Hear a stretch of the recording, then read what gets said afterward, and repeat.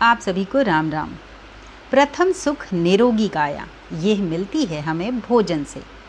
भोजन जो हम अन्न खाते हैं वह भोजन हमें बल, आरोग्य, आयु और प्राण देता है और यह डिपेंड करता है हमारी जठराग्नि पर, मतलब हमारे पेट पर। इसीलिए ये भी कहा जाता है पहले पेट पूजा फिर काम दूजा। अगर पेट में अन्न होता है तो यही अन्न हमारे 5 कोशों को बनाते हैं, जिसमें सबसे महत्वपूर्ण होता है हमारा अन्नमय कोश।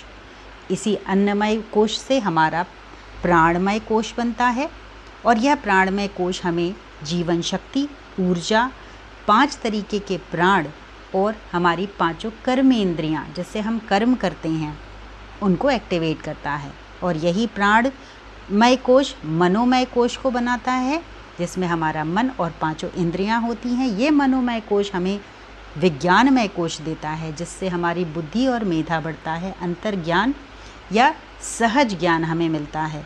और यही विज्ञानमय कोश हमें आनंदमय कोश की ओर ले जाता है और यह आनंदमय कोश हमें पूर्ण संतुलन, सामंजस्य बनाना और हमारे स्वास्थ्य की रक्षा करता है। तो ये हायरार्की को ब्रेक नहीं करना है तो हमें स्वस्थ और बैलेंस, संतुलित आहार लेना चाहिए। इसके लिए कहा जाता है जैसा खाए अन्न वैसा होए मन, जैसा होए मन वैसा होए तन, और जैसा होए तन वैसी होए दृष्टि, और जैसी होए दृष्टि वैसी होए सृष्टि।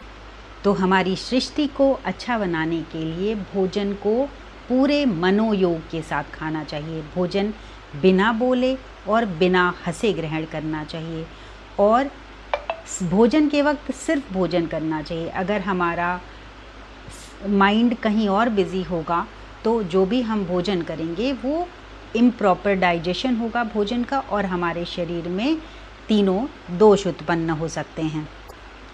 3 तरह का भोजन हम ग्रहण करते हैं। सतोगुणी भोजन जो हमें आयु, बुद्धि, बल, आरोग्य, सुख, प्रीति देता है और ये भोजन रसयुक्त होता है, इसी से हमारा स्वभाव भी बनता है।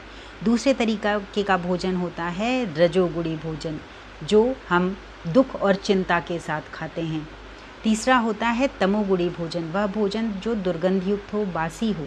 ऐसा भोजन हमारे शरीर के लिए अपवित्र होता है। हमारे भोजन में फल, सब्जी, अन्न, प्रोटीन और दुग्ध पदार्थ का सम्मिश्रण होना चाहिए। कुछ भाग चीनी और वसा, इसका भी मिश्रण हमारे भोजन में बहुत आवश्यक है। अच्छे स्वास्थ्य को बनाए रखने के लिए दिन भर में 10 से 12 ग्लास पानी और 1 तुलसी की